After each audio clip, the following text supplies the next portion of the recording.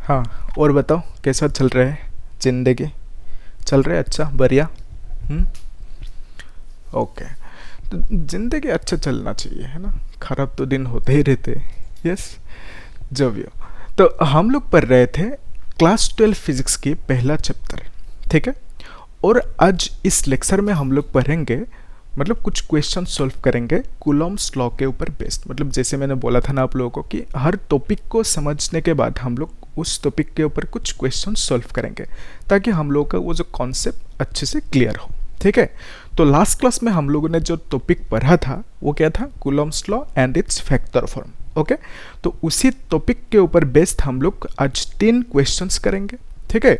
ये तीनों क्वेश्चंस बहुत ही ज़्यादा इंपॉर्टेंट है, ठीक है? अगर आप लोग मतलब बोर्ड एग्जाम के लिए तो बहुत ज़्यादा इंपॉर्टेंट है। अगर आप लोग JEE नीट एग्जाम देंगे तो यहाँ पे जो कॉन्सेप्ट्स यूज होंगे वो कॉन्सेप्ट JEE नीट एग्जाम्स के लिए बहुत ज़्यादा इंपॉर्टेंट है, ठीक है? तो आप लोग वीडियो को लास्ट तक देखना, आराम से समझते जाना चीज़ों को, और मैं तीनों क्वेश्चंस को एकदम बेसिक से समझाऊंगा, ठीक है? तो मेरा मोटिव ये है कि जब मेरे से समझो आप, अब दूसरों को भी समझो पाओ, ठीक है?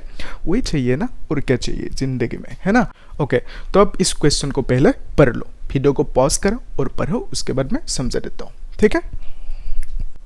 ओके, तो इस क्वेश्चन को समझने से पहले हम लोग को 2 चीज सही होंगे, ठीक है? तो क्या क्या कि सपोज दो चार्ज है, ठीक है? एक चार्ज का नाम है Q1 और एक चार्ज का नाम है Q2। तो दोनों के बीच में एक सेपरेशन डिस्टेंस है R। तो दोनों के बीच में सपोज दोनों चार्ज पॉजिटिव हुआ तो दोनों के बीच में क्या होंगे? एक फोर्स लगेंगे, ठीक है? जो इलेक्ट्रोस्टैटिक फोर्स था, कोलम्बियन फोर्स था, वो फोर्स लगेंगे। मतलब ये चार्ज इसको इस डायरेक्शन में रिपेल करेंगे और ये चार्ज इसको इस डायरेक्शन में रिपेल करेंगे विथ सम फोर्स F। और दोनों फोर्सेस सेम होंगे ऑब्वियसली। न्यूटन्स थर्ड लॉ वही कहते हैं ना कि every action has an equal and opposite reaction. Okay, तो ये जो फोर्स था, इस फोर्स की जो फॉर्मूला है, ठीक है? तो इस फोर्स की फॉर्मूला क्या था कि KQ1 Q2 bye R²। Okay, तो ये फोर्स किसने दिया था? कूलॉम ने, ठीक है? ओके, तो अभी ध्यान से देखो, मैंने बोला 2 चीज समझना है, और एक चीज क्या है? वो है आयन, ठीक है? आयन का मीनिंग क्या है? ओके, तो एक्चुअल में सपोज एक एटम है, ठीक है? ये एटम है, इस एटम के अंदर एक न्यूक्लियस होंगे। न्यूक्लियस में क्या होता है? Proton and neutron. तो न्यूट्रॉन का तो चार्ज है नहीं, तो प्रोटॉन की चार्ज होते हैं न्यूक्लियस के अंदर जो है, ठीक है? तो यहाँ पे बाहर क्या होंगे? इलेक्ट्रॉन्स घूमते रहेंगे। ये सब बेसिक चीजें हम जानते हैं। ओके, तो अभी देखो यहाँ पे लेट्स से प्रोटॉन कितना है? 10 है, और इलेक्ट्रॉन कितना है? 10 है मान लो, ठीक है? तो अभी ये एटम न्यूट्रल है क्योंकि इलेक्ट्रॉन के पास नेगेटिव चार्ज है और प्रोटॉन के पास कौन सी चार्ज है? Positive charge. ओके, तो ये न्यूट्रल है, ठीक है? तो अभी देखो, अगर मैं यहाँ से एक इलेक्ट्रॉन को रिमूव किया, ठीक है, या 2 इलेक्ट्रॉन को रिमूव किया, तो उस केस में 2 सपोज इलेक्ट्रॉन को रिमूव किया तो टोटल इलेक्ट्रॉन कितना आ गया? 8। तो इलेक्ट्रॉन के पास क्या चार्ज था? कौन सी चार्ज था? नेगेटिव चार्ज, और प्रोटॉन के पास पॉजिटिव है। तो अभी प्रोटॉन नंबर ज़्यादा है, मतलब ये एटम क्या हो जाएंगे? अभी पॉजिटिवली चार्ज्ड बन जाएंगे, ठीक है? तो ये एटम क्या हुआ? पॉजिटिव चार्ज बन गया, ठीक है? तो इसी पॉजिटिवली चार्ज्ड एटम को हम क्या बोलते हैं? पॉजिटिव आयन, ठीक है? तो पॉजिटिव आयन यानी आयन का मीनिंग क्या है? कि ये पॉजिटिवली चार्ज्ड एटम है, ठीक है? ओके, तो अभी नेगेटिवली चार्ज्ड आयन क्या होंगे? वो होंगे अगर यहाँ पे और इलेक्ट्रॉन ऐड हो गया, ठीक है? इलेक्ट्रॉन यहाँ पे कितना है? अभी तो 8 हो गया ना। तो अगर इलेक्ट्रॉन 12 हो जाता है, सपोज 2 इलेक्ट्रॉन आ जाते हैं, कितना हुआ अभी इलेक्ट्रॉन? 12। तो प्रोटॉन कितना है? 10। तो इस केस में इसको हम क्या बोलेंगे? नेगेटिवली चार्ज्ड एटम, ठीक है? और नेगेटिवली चार्ज्ड एटम को ही हम क्या बोलते हैं? Negative ion. ओके, तो इस क्वेश्चन को सॉल्व करने के लिए हमें एक ही चीज याद रखना है कि अगर इलेक्ट्रॉन निकलेंगे वहां से तो क्या होंगे? वो पॉजिटिवली चार्ज्ड आयन बन जाएंगे, मतलब वो पॉजिटिवली चार्ज्ड एटम बन जाएंगे। अगर इलेक्ट्रॉन वहां पे आएंगे तो क्या होंगे? वो नेगेटिवली चार्ज्ड एटम बन जाएंगे, जिसे हम क्या बोलेंगे? नेगेटिव आयन, ठीक है? तो अभी क्वेश्चन में क्या कहा?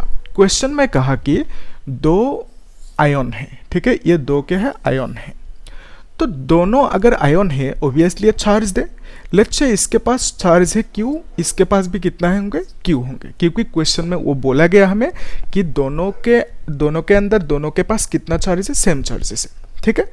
और हमें पता नहीं, ये दिया नहीं गया हमें कि कितना चार्ज है, ओके, कितना चार्ज है ये हमें दिया नहीं गया, लेकिन कितना चार्ज है वो निकलने भी नहीं दिया, ठीक है, क्वेश्चन में दिया भी नहीं और निकलने भी नहीं दिया, लेकिन जो निकलने दिया हमें उसको फाइंड आउट करने के लिए हमें ये चार्ज को निकलना होंगे।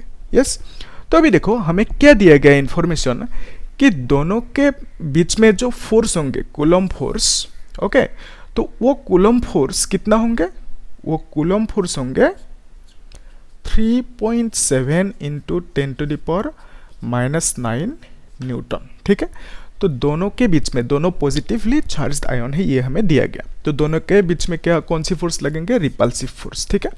तो ये जो रिपल्सिव फोर्स लगा वो फोर्स कितना आया, वो फोर्स आया दिस मच, वो मतलब दिया गया हमें क्वेश्चन में। और सेपरेशन डिस्टेंस दोनों के बीच में कितना दिया गया, 5 एंगस्ट्रॉम, मतलब ये जो r की वैल्यू है वो r कितना दिया गया, 5 एंगस्ट्रॉम। तो अभी देखो एंगस्ट्रॉम को हम लोगों को किस में कन्वर्ट करना होगा, मीटर में।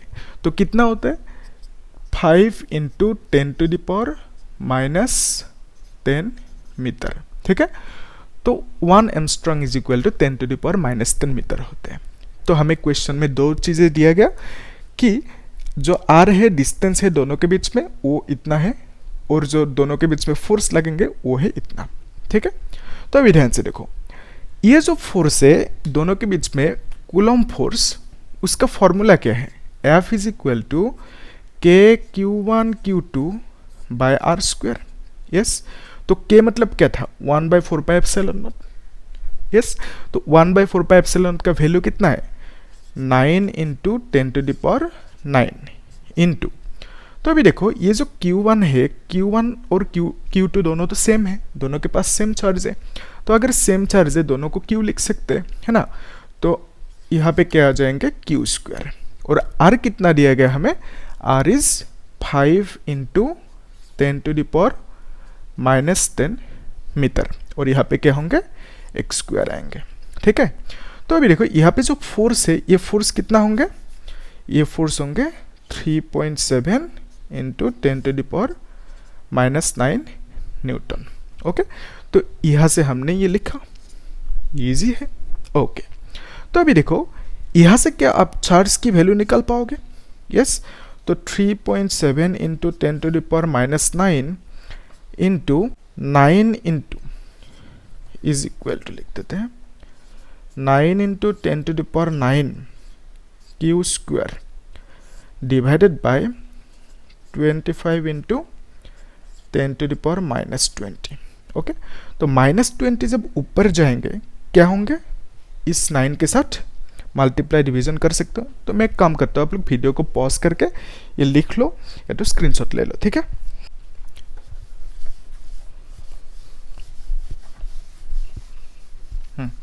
तो क्या करोगे, ये जो Q² है इसको एक साइड में लिखो, Q² इज इक्वल टू कितना होंगे, 3.7 into 10⁻⁻9 into 25 into 10⁻⁻20 divided by 9 into 10⁻9, okay. तो ये Q² के वैल्यू आ जाएंगे। तो अभी इसको मल्टीप्लाई डिवाइड करना है, सिंपल है, कर सकते हो आप लोग। 10⁻⁻, ये कितना हो जाएंगे, 10⁻⁻29, ओके। और ये जो 9 है ये तो ऊपर जाएंगे, ऊपर जाने से ये क्या होंगे, प्लस हो जाएंगे, ठीक है। ये यहाँ पे प्लस है, ऊपर जाने से माइनस हो जाएंगे, ठीक है, इस तरह। और डिवाइडेड बाय कितना आएंगे, 9। तो आंसर कितना आएंगे, 3.7 इंटू 10⁻⁻38 डिवाइडेड बाय 9, ठीक है। तो इसको कैलकुलेट करना है अभी। तो इसको जब कैलकुलेट करोगे कितना आएंगे आंसर, 10.28 डिवाइड करना होगा ना, इंटू 10⁻⁻38, ये है Q² की वैल्यू, ओके। तो यहाँ से क्यू क्या आएंगे, रूट लेना होगा ना, तो इसका रूट लगाओगे, यहाँ पे रूट लगाओगे, यहाँ पे रूट लगाओगे, ठीक है। तो रूट लगाते ही इसका वैल्यू आएंगे 3.2 इंटू 10⁻⁻19, इसका आधा हो जाएंगे ना। ओके, तो ये हो गया क्यू की वैल्यू, ठीक है। तो हमें क्या पूछा गया कि देखो ध्यान से, ये जो आयन है, ये आयन के बारे में हमें क्या बोला कि ये दोनों पॉजिटिवली चार्ज आयन है। तो अभी अभी मैंने समझा कि पॉजिटिवली चार्ज आयन होंगे तो वहाँ से इलेक्ट्रॉन को क्या होना होगा, हाँ बोलो, निकलना होगा, ठीक है। तो इसका मतलब यहाँ पे इलेक्ट्रॉन मिसिंग है। ओके, तो अगर इलेक्ट्रॉन मिसिंग है, कितना इलेक्ट्रॉन मिसिंग है वो पूछा हमें, ठीक है। मतलब नंबर ऑफ इलेक्ट्रॉन कितना मिसिंग है वो हमें पूछा। कैसे निकालोगे बोलो, यस। तो आप लोगों को याद है हमने पढ़ा था, क्या पढ़ा था, क्वांटाइजेशन।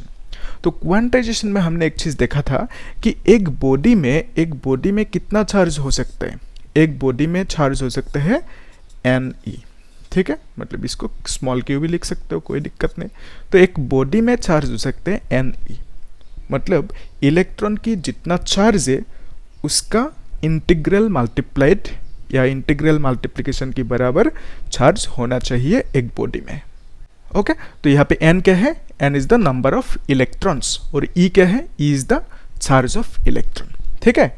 तो अभी क्या करोगे, हमारे पास तो Q है ना, तो n चाहिए, तो हम लिख सकते हैं यहाँ से Q is equal to n e, और Q की वैल्यू तो ये है ना, n इज इक्वल टू हम लिखेंगे Q बाई ई, और Q की वैल्यू कितना है 3.2 into 10⁻⁻19 coulomb divided by E की वैल्यू क्या है बोलो, E मतलब तो चार्ज ऑफ इलेक्ट्रॉन। तो चार्ज ऑफ इलेक्ट्रॉन की वैल्यू कितना होता है 1.6 इंटू, ये जानते हो आप लोग, ठीक है, 10⁻⁻19 कूलम्ब। तो यहाँ पे जब मल्टीप्लाई करोगे या डिवाइड करोगे यहाँ पे 16 से, कितना आएंगे आंसर 2 आ जाएंगे, ये तो कट जाएंगे है ना। तो आंसर कितना आएंगे यहाँ पे 2, ठीक है। तो हमें क्या पूछा गया था कि कितना इलेक्ट्रॉन मिसिंग है, तो आंसर क्या है, आंसर इज 2। तो यहाँ से 2 इलेक्ट्रॉन मिसिंग है, ठीक है। तो आप लोग जल्दी से इसको नोट कर लो, वीडियो को पॉज करके आराम से नोट कर लो, ओके। और नेक्स्ट क्वेश्चन को पढ़ो अभी, ठीक है। ओके, आया ना समझ में, क्यों नहीं आएंगे, आना तो होंगे है ना। इतना अच्छे से समझा मैंने बेसिक से चीज़ों को, है कि नहीं। ओके, तो अगर डाउट है तो 2 दिन में प्रैक्टिस कर लेना, क्या ही है। ओके, तो देखो इस क्वेश्चन में क्या बोला गया हमें, और ये क्वेश्चन में जो कॉन्सेप्ट यूज होंगे ना, इस तरह की कॉन्सेप्चुअल क्वेश्चन पूछे जाते हैं JEE और जो CEE IIT की क्वेश्चन जो होते हैं ना उसमें, ठीक है। तो देखो क्वेश्चन में क्या पूछा गया, a free pith ball a of 8 gram carries a positive charge of 5 into 10⁻⁻8 coulomb, ठीक है। तो सपोज एक पिट बॉल है, इस तरह की मेटेलिक बॉल ही समझ लो, ठीक है। तो ये जो मेटेलिक बॉल है इसका नाम है ए सपोज, ओके। तो कितना चार्ज कैरी कर रहे हैं ये चार्ज कैरी कर रहे हैं 5 into 10⁻⁻8 कूलम, ओके। तो इतना सा चार्ज कैरी कर रहे हैं, ठीक है। तो इसका मास कितना है 8 ग्राम, तो इसका मास है 8 ग्राम। तो 8 ग्राम को हम लोग केजी में लिख सकते हैं 10⁻³ kg। तो हमें पूछा गया what must be the nature and magnitude of charge that should be given to a second pith ball fixed below 5 centimetre below the former ball so that the upper ball is stationary, ठीक है। तो ये question थोड़े से interesting है, ठीक है। ध्यान से देखना कि यहाँ पे हमने नीचे एक और पिट बॉल रखा जिसका नाम सपोज बी है, तो इस बी का चार्ज कितना होंगे वो पूछा हमें, ठीक है। और इसका जो चार्ज होंगे वो पॉजिटिव होंगे या नेगेटिव होंगे वो भी पूछा हमें, पॉजिटिव और नेगेटिव कौन सी चार्ज होंगे वो पूछा, मतलब नेचर ऑफ चार्ज, ठीक है। और हमें पूछा कितना चार्ज होंगे, इस बी का चार्ज की अमाउंट कितना होंगे, ठीक है। इस बी को एक ही नीचे रखा और दोनों के बीच में सेपरेशन डिस्टेंस कितना है 5 सेंटीमीटर, ठीक है। तो ये हमें सेपरेशन डिस्टेंस दोनों के बीच में दिया गया, ठीक है यहाँ तक। तो यहाँ पे हमने बी की चार्ज हमें चाहिए, हमें नहीं पता तो यहाँ पे लिख दिया क्यू बी, मतलब बी की चार्ज। तो 5 सेंटीमीटर को मीटर में लिख लेते हैं, कितना आएंगे 5 × 10⁻² मीटर, ठीक है। तो सेंटीमीटर को मीटर में हमने कन्वर्ट किया। तो अभी ध्यान से देखना, क्वेश्चन में पूछा क्या गया कि इस बॉडी को, इस ए बॉल को स्टेशनरी रखने के लिए, मतलब यहाँ पे ही फ्लोट करके स्टेशनरी रखने के लिए इस बॉडी में कितना चार्ज होना होगा और इस चार्ज, इसकी नेचर कौन सी होना होगा, पॉजिटिव या नेगेटिव। तो उससे पहले एक चीज़ देखो, स्टेशनरी का मीनिंग क्या है। सपोज ये बॉडी है, इस बॉडी को आप लोग हवा में ऐसे फ्लोट करके नहीं रख सकते, ठीक है। क्यों? क्योंकि ग्रेविटी खींचेंगे ना with some force mg, okay. तो अगर स्टेशनरी यहाँ पे इसी जगह पे रखना है तो आपको क्या करना होगा, ऑपोजिट डायरेक्शन में भी इसके ऊपर एक फोर्स लगाना होगा, ठीक है। अगर ये दोनों फोर्स F = mg हुआ तब क्या होंगे, तब ये बॉडी इसी जगह में स्टेशनरी रहेंगे, ठीक है। तो अभी ध्यान से देखो, ये जो बॉडी है ए के ऊपर एक ग्रेविटी की फोर्स लग रहा है mg, और ऊपर की डायरेक्शन में अगर कोई फोर्स लगा, ओके, तो अगर दोनों फोर्स इक्वल हुआ तब क्या होंगे, ये बॉडी स्टेशनरी होंगे यहाँ पे, ठीक है। तो अगर इसकी जो चार्ज है, इसकी चार्ज कौन सी दिया गया है, इसकी चार्ज कुछ दिया गया है क्या क्वेश्चन में, ठीक है, देख लो एक बार, पॉजिटिव दिया गया है ना। तो इसकी चार्ज क्या है, पॉजिटिव। तो अभी ध्यान से देखो, अगर इस बॉडी का चार्ज भी पॉजिटिव है तो क्या होंगे, ये इस बॉडी को रिपेल करेंगे, इस डायरेक्शन में फोर्स लगाएंगे, ठीक है। तो इस फोर्स को हमने F बोला, मतलब बी क्यू ए के ऊपर फोर्स लगाया, कितना F फोर्स इस डायरेक्शन में, तो रिपेल किया, ठीक है। तो अगर नेगेटिव होंगे क्या होंगे, नेगेटिव होने से तो बी ए को खींचेंगे ना, इसी डायरेक्शन में खींचेंगे, अगर खींचेंगे तो उसके साथ mg तो प्लस हो जाएंगे, होने के बाद ये ए इधर नहीं रहेंगे, नीचे आ जाएंगे, ठीक है। तो अभी देखो, ये जो फोर्स है, अगर ये फोर्स mg से इक्वल हुआ तो ये बॉडी यहाँ पे फ्लोट करते रहेंगे, स्टेशनरी रहेंगे, यस, ये हमें समझ में आया, ओके। तो अभी देखो, ये जो फोर्स है, ये फोर्स कितनी है, ये फोर्स की वैल्यू कितना होंगे, ये तो रिपल्सिव फोर्स है ना, कोलम्बियन रिपल्सिव फोर्स, इसकी वैल्यू होंगे KQ1 मतलब QA QB बाय r² होंगे, ठीक है। ये जो फोर्स है, अगर ये फोर्स mg से इक्वल हुआ, F = mg, तब क्या होंगे, ये बॉडी यहाँ पे स्टेशनरी रहेंगे। तो अभी हम क्या करेंगे, यहाँ पे F की वैल्यू बिठाएंगे, कितना आएंगे, KQA QB, ठीक है, डिवाइडेड बाय r² = mg। और आप लोगों को तो K की वैल्यू मालूम ही है, मैं यहाँ पे लिख देता हूँ, K = 1/4πε0, और इसकी वैल्यू कितना है, 9 × 10⁹, ओके। तो लास्ट क्लास में मैंने समझाया था, इसके जो ऐसा यूनिट होंगे वो ऐसा यूनिट कैसे निकाले जाते हैं, ठीक है, newton coulomb inverse square metre square होंगे, ठीक है यहाँ तक। तो हमें यहाँ पे जो क्वांटिटीज है, कौन सी क्वांटिटी हमें मालूम नहीं है, बोलो। तो यहाँ पे ये जो क्वांटिटी है QB, ये तो मालूम नहीं है हमें, और इसी को निकलना है। तो हम क्या करेंगे, इसको एक साइड में लिख लेते हैं, QB = क्या लिखेंगे, mg r² divided by KQA लिख देंगे, ठीक है। यहाँ तक क्लियर है, यस, इजी, ये सब कर लोगे आप लोग, ओके। तो यहाँ पे m की वैल्यू कितना है, 8 ग्राम था, 10⁻³ kg लिख दोगे, यूनिट अभी नहीं लिखते, तो ये m की वैल्यू देख के रखा है, ठीक है। तो जो g की वैल्यू है हमें मालूम है 9.8, और एक चीज़, क्वेश्चन में अगर आपको g की वैल्यू 10 नहीं लेने के लिए बोला तो आप नहीं ले सकते, मतलब आपको 9.8 ही लेना होगा। अगर वहाँ पे स्पेसिफाई करके बोला गया कि g की वैल्यू 10 ले लो तो आप ले सकते हो, ठीक है। तो यहाँ पे देखो r की वैल्यू कितना होंगे, तो 5 सेंटीमीटर था, हम लिखेंगे 5 × 10⁻² और स्क्वायर लगा देंगे, ठीक है। और k की वैल्यू कितना, 9 × 10⁹, और QA की वैल्यू कितना दिया गया, 5 × 10⁻8, ठीक है। तो यहाँ तक समझ में। तो इसको कैलकुलेट करना मैं नहीं बोलूँगा कि बहुत ज़्यादा आसान है, लेकिन कर लोगे आप लोग, ठीक है। मैं यहाँ पे एक ट्रिक समझा देता हूँ, आप लोगों को क्या करना होगा कि ये जो पावर है 10 की पावर को एक साइड कर लो, मतलब 10 की पावर को पहले कैलकुलेट कर लो। कर लोगे? बोलो कर लोगे कि नहीं? ठीक है, मैं कर देता हूँ।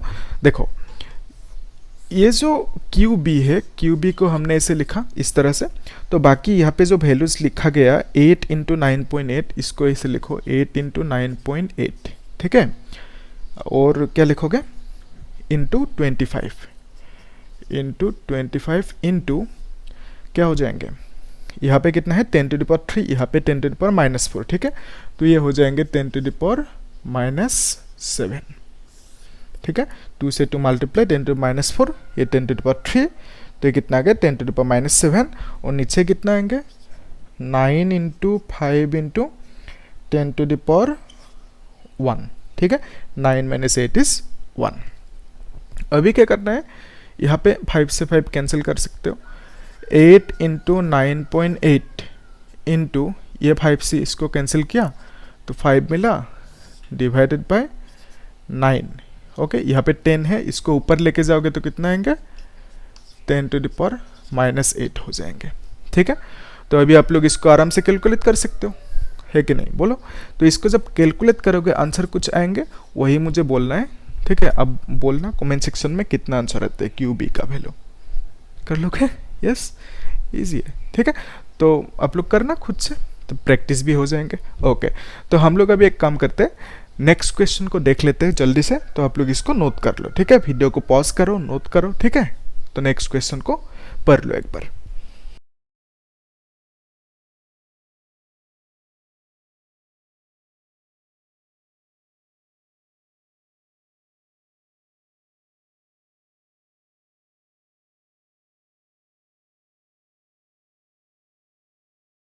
हाँ, तो इस क्वेश्चन में क्या पूछा गया कि दो स्फेयर से, क्वेश्चन को पहले समझ लो कि दो स्फेयर है, लेट्स से इसका नाम है ए, इसका नाम है बी, ठीक है।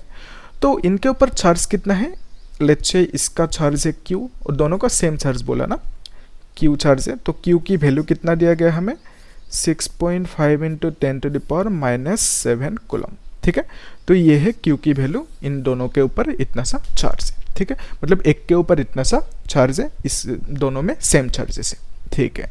तो अभी देखो आपने क्या किया, क्वेश्चन में क्या बोला गया कि एक थर्ड नंबर स्फेयर है जिसका नाम है सी, तो इसको इसके साथ कनेक्ट कर दिया, ठीक है। और ये जो सी है ये न्यूट्रल है, ठीक है, इसके पास कोई चार्ज नहीं है, होगा। तो अभी ध्यान से देखो, जब अपने दोनों चार्जेस को कांटेक्ट करा दिया, ठीक है, मतलब इस तरह से दोनों को कांटेक्ट करा दिया, तो ए के पास कितना चार्ज आ जाएंगे और सी के पास कितना चार्ज आ जाएंगे, ठीक है। बोल सकते हो कितना आएंगे? बोलो। यस, जब कांटेक्ट कराओगे इसके पास कितना चार्ज था, इसके पास तो 0 चार्ज था, ठीक है। तो इसके पास क्यू चार्ज था, तो क्यू प्लस 0 डिवाइडेड बाई 2, तो आप क्या लिखोगे, क्यू प्लस 0 डिवाइडेड बाई 2 करोगे। तो मतलब जितना टोटल चार्ज है दोनों में, कितना है टोटल चार्ज, क्यू है अभी, ठीक है। तो उसका आधा आधा हो जाएंगे, मतलब इसके ऊपर चार्ज आधा आ जाएंगे, इसके ऊपर भी आधा आएंगे, मतलब इसके ऊपर Q/2, इसके ऊपर Q/2 चार्ज आ जाएंगे, ठीक है। तो अपने अभी क्या किया, इस C को यहाँ से लेके आया, लाके इसके साथ कनेक्ट कर दिया, ठीक है। तो C को जब कनेक्ट कर दिया, ठीक है, तो अभी इसके पास कितना चार्ज है, पहले इसके पास 0 चार्ज था, अभी इसके पास कितना चार्ज है, Q/2, ठीक है। तो इस केस में दोनों के ऊपर, मतलब B के ऊपर और C के ऊपर कितना कितना चार्ज होंगे उसको निकालना है।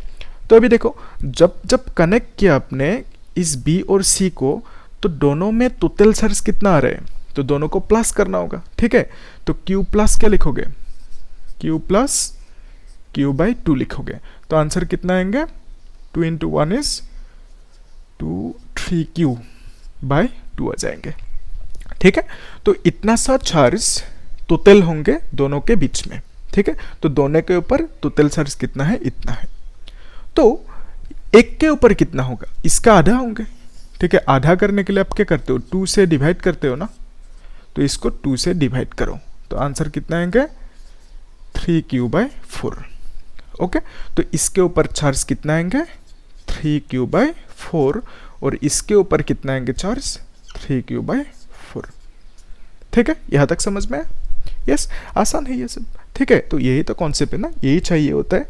तो अभी हमें क्या करना है, क्वेश्चन में क्या बोला कि अभी सी को यहाँ से हटाना है। ठीक है, मतलब ए और बी को सेपरेट करना है। जब ए और बी को सेपरेट करोगे, ठीक है, तो ए और बी को सेपरेट करोगे अभी इस केस में, तो दोनों के बीच में कितना फोर्स लगेंगे वही पूछा गया आपको। ठीक है, तो जब सेपरेट किया, एक सेपरेशन डिस्टेंस भी होंगे। क्वेश्चन में ये दिया गया कितना, 50 सेंटीमीटर।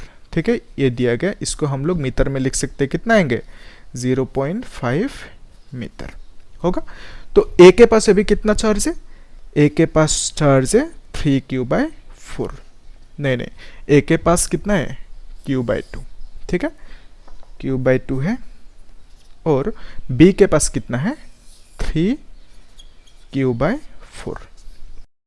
तो अभी हम इससे कैलकुलेट कर सकते हैं आराम से कितना फोर्स लगेंगे, क्योंकि हमें पता है। यस, क्या बताए, कूलम्ब्स फोर्स। ठीक है, तो जो फॉर्मूला था कूलम्ब्स फोर्स की वो कितना है, F = K QA/QB divided by r²। ठीक है, मतलब यहाँ पे K की जो वैल्यू होंगे वो वैल्यू कितना है 9 × 10⁹ इंटू QA, मतलब A के ऊपर कितना चार्ज था q/2। ठीक है, q/2 इंटू बी के ऊपर कितना था 3q/4, तो डिवाइडेड बाय r², r कितना 0.5 स्क्वायर हो जाएंगे। ठीक है, तो 50 सेंटीमीटर था, तो 50 सेंटीमीटर को हमने मीटर में कन्वर्ट करके कितना लिखा 0.5। ओके, स्क्वायर लगा दिया। तो इसको कैलकुलेट करना है अभी।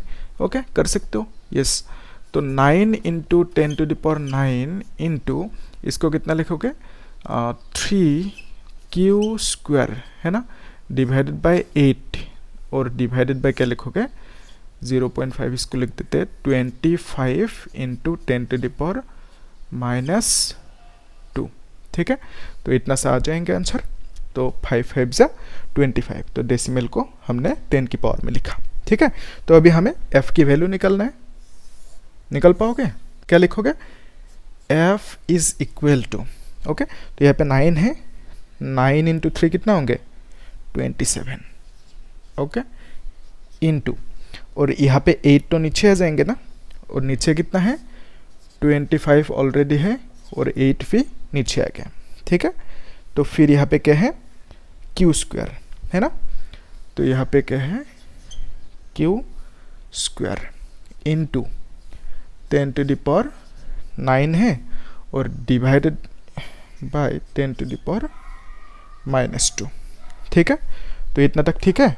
अब लोग चेक कर लेना, 9 × 3 27, 10⁻9, और यहाँ पे q², और फिर 8 नीचे आ गया 25, 10⁻²। ठीक है, तो इसको अगर ऊपर लेके जाओगे तो कितना आएंगे, हम लिख सकते हैं 27 इंटू, तो q की वैल्यू देकर रखा है 6.5 × 10⁻7, राइट।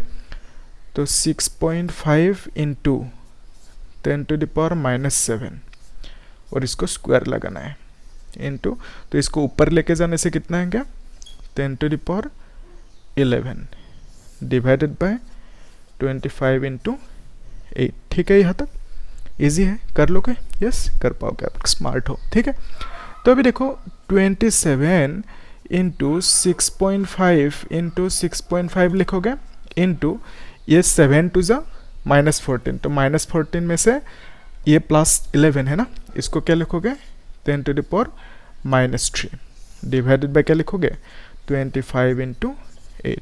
तो इसको आराम से कैलकुलेट कर लेना।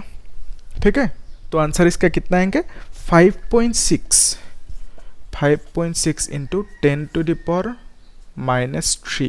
ओके, तो फोर्स का यूनिट न्यूटन हो जाएंगे। तो इतना सा आंसर आते है कि नहीं, आप लोग बोलना मुझे कमेंट सेक्शन में। ओके, तो कर सकते हो, खुद करना चाहिए चीज़ें। ठीक है, जब कैलकुलेशन खुद ज़्यादा से ज़्यादा करोगे तो उतना ब्रेन स्मार्ट होते जाएंगे, वही है ना। तो जिम जाते हो आप, क्यों जाते हो, बॉडी बनाने के लिए ना।